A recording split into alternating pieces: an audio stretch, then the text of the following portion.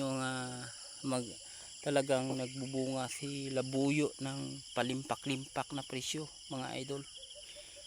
Palimpak-limpak na mga bunga.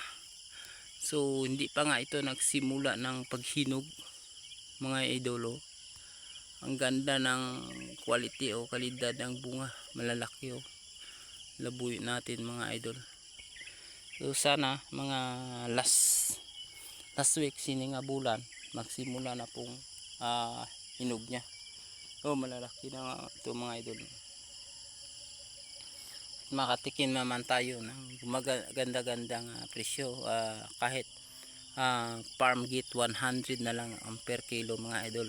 Ang farmer ay tatama na mga kaparmer. So yun makita natin pag hinog nito mga idol, ang ganda tingnan, ang dadami. So partially fruits pa lang to, pero makita natin na talagang waswasa na o bubuan ng bunga talaga mga idol.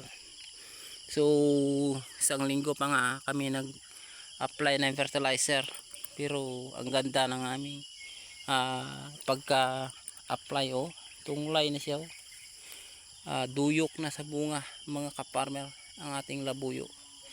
So kailangan na natin mag spray ng pang-uod kasi mayroon ako nakita nga kinainan ng uod mga kaparmer. So mga kaparmer, sikap na po tayo, sabayan natin ang ating munting puhunan dito sa ating farm.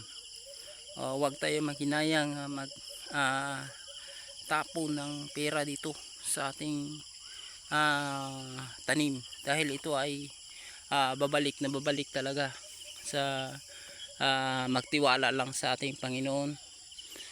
Huwag tayong mawala ng pag-asa kahit ano pang mga trahedya mga ka-farmer. Yun, tingnan nyo ngayon galing Koresmato, ang sobrang ang pagtingin mo sa sili natin ng labuyo parang mamatay na, pero ngayon gumaganti siya mga ka-farmer.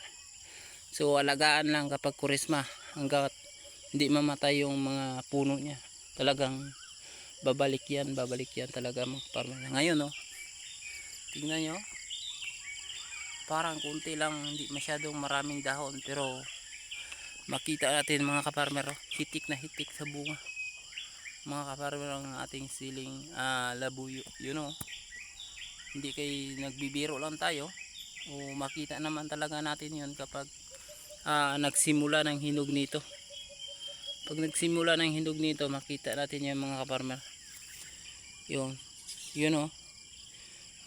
by the way, may damage sa mga konting uod, pero okay lang yan mga kaparmer, dahil mag spray naman tayo ngayon ng mga pang-uod every 3 days mga kaparmer. So thank you very much mga kaparmer. So lagi lang natin tatandaan na sipag lang tayo at tiwala sa ating Panginoon, dahil darating rin ang ating blessing kapag ang tao ay masipag. Wag lang tayong mawala ng pag-asa kapag sa tuwing tayo ay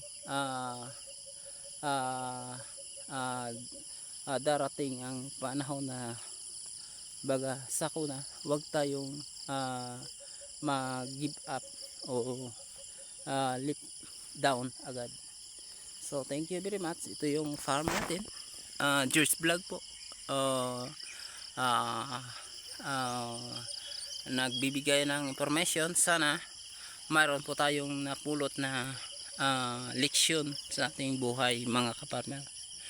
So thank you very much, and God bless. So magandang araw mga idol.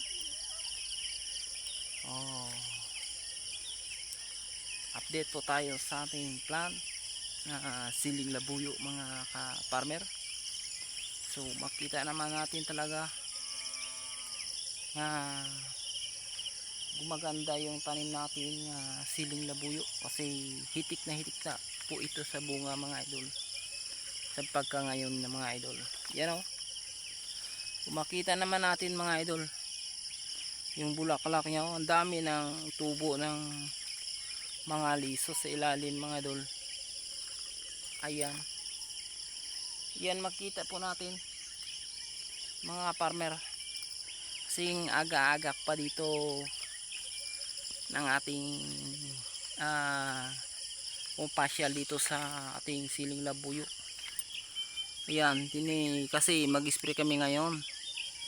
Titingnan ko po yung anong diferensya ng ating siling labuyo. So ngayon medyo may nakita ako na kinainan ng uod mga idol. So mayroon po itong mga uod, mga sili natin. Ayun o, sayang, daming bunga mga idol. So kailangan tayong mag-apply ng mga pang-spray na maganda sa uod talaga. So ano naman ngayon ang ating gagamitin ngayong spray mga idol? So alam na natin, itong tayo farmer, alam na po natin kung anong para sa uod, kung anong hindi para sa uod. So ngayon nawala na yung blight nya, kasi dati pa yun nag-apply na tayong marami-rami ng mga medisina tulad ng calcium at saka mga pangpataba nga maganda, kaya umalis yung mga blight kahit hindi natin nag-spray ng para sa pang blight mga idol. Kasi yung blight na yan, kulang lang yun sa calcium talaga ng ating tanim. So ngayon gumaganda na mga idol. So lalo na nga talagang sinamahan tayo ng magandang panahon o maulan-ulanon na magandang panahon mga kaparmer. So makita nating hitik na hitik sa bunga mga idol. So sana nga pagdating ng mga harbisan ito, pagsimula ng harvest ay makita po natin yan, gumaganda na po ang ating market price. Sana po mga idol, kasi dati hindi tayo nagkaroon ng magandang market price dahil ang ating sili ay na itutuon po sa hindi magandang presyo dahil nagkaroon na po ng bagsakan ng presyo. So ngayon sana magkaroon man tayo ng maganda-gandang presyo, kasi ito ay talagang marami-rami or maganda-ganda yan ngayong bunga ngayon mga idol kaysa dati. So makita natin mga idol ang ating sili sa baga pilmerong ibukada pa lang ang bunga niya galing sa Kurisma, pero makita natin na talagang nagbibigay siya ng gumaganda or dumami nga blessing, kasi na-applyan kasi natin ngayon, hindi pa nagdating yung tag-ulan. Bunga lahat yun mga kaparmer. So ang ganda talaga kapag ginastusan at hinaguan or pinagpaguran na mga produkto na nagbunga na talaga mga idol. Wag tayong asa sa hindi natin pinaguran na pirag mga idol. So idol tingnan nyo po o makita po ninyo nga talagang